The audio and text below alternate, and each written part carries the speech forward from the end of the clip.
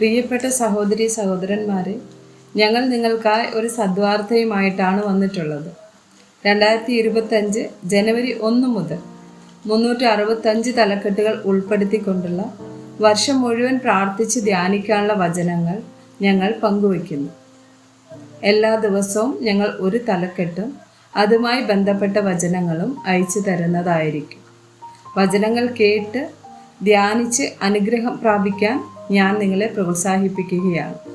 ദയവായി സബ്സ്ക്രൈബ് ചെയ്യുകയും നിങ്ങളുടെ കൂട്ടുകാരുമായി പങ്കുവയ്ക്കുകയും ചെയ്യുക. നന്ദി.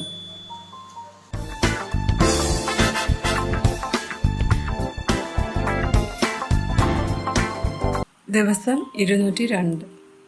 അവസാന ദിവസങ്ങൾ. മത്തായി 24 വചനം 36. ആ നാളും നാഴികയും സംബന്ധിച്ചോ എൻ്റെ പിതാവ് മാത്രമല്ലാതെ ആരും സ്വർഗത്തിലെ ദൂതന്മാരും പുത്രനും കൂടെ അറിയുന്നില്ല. 2 തിമോത്തി 3 1 മുതൽ 5 വരെയുള്ള വചനങ്ങൾ. അന്ത്യകാലത്ത് ദുർഘട സമയങ്ങൾ വരും എന്നറിയുക. മനുഷ്യർ സ്വസ്നേഹികളും ദ്രവ്യാഗ്രഹികളും വമ്പു പറയുന്നവരും അഹങ്കാരികളും ദൂഷകന്മാരും അമ്മയപ്പന്മാരെ അനുസരിക്കാത്തവരും നന്ദി കെട്ടവരും അശുദ്ധരും വാത്സല്യമില്ലാത്തവരും ഇണങ്ങാത്തവരും ഏഷണിക്കാരും അജിതേന്ദ്രിയന്മാരും ഉഗ്രന്മാരും സൽഗുണദേശികളും ദ്രോഹികളും ധാർഷ്ട്യക്കാരും നിഗളികളുമായി ദൈവപ്രിയമില്ലാതെ ഭോഗപ്രിയരായി ഭക്തിയുടെ വേഷം ധരിച്ച് അതിൻ്റെ ശക്തി ത്യജിക്കുന്നവരുമായിരിക്കും. അങ്ങനെയുള്ളവരെ വിട്ടൊഴിയുക. മത്തായി 24 6 മുതൽ 8 വരെയുള്ള വചനങ്ങൾ. നിങ്ങൾ യുദ്ധങ്ങളെയും യുദ്ധശ്രുതികളെയും കുറിച്ച് കേൾക്കും. ചഞ്ചലപ്പെടാതിരിപ്പാൻ സൂക്ഷിച്ചു കൊള്ളുവിൻ. അത് സംഭവിക്കേണ്ടത് തന്നെ, എന്നാൽ അത് അവസാനമല്ല. ജാതി ജാതിയോടും രാജ്യം രാജ്യത്തോടും എതിർക്കും. ക്ഷാമവും ഭൂകമ്പവും അവിടെവിടെ ഉണ്ടാകും. എങ്കിലും ഇതൊക്കെയും ഈറ്റുനോവിൻ്റെ ആരംഭമത്രേ. 2 പത്രോസ് 3 4 വചനങ്ങൾ. അവൻ്റെ പ്രത്യക്ഷതയുടെ വാഗ്ദത്തം എവിടെ?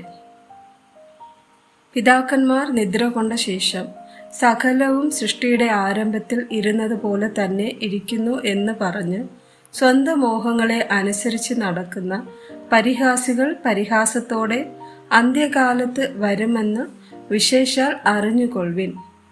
1 തിമോത്തി 4 വചനം 1.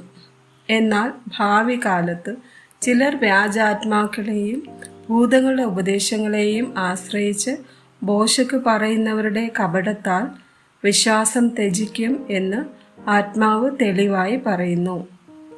2 തിമോത്തിയോസ് 4 3 4 വചനങ്ങൾ. അവർ പദ്യോപദേശം പൊറുക്കാതെ കർണരസമാകുമാറ് സ്വന്തം മോഹങ്ങൾക്കൊത്തവണ്ണം ഉപദേഷ്ടാക്കന്മാരെ പെരുക്കുകയും സത്യത്തിന് ചെവി കൊടുക്കാതെ കെട്ടുകഥ കേൾപ്പാൻ തിരികെയും ചെയ്യുന്ന കാലം വരും. ആമേൻ.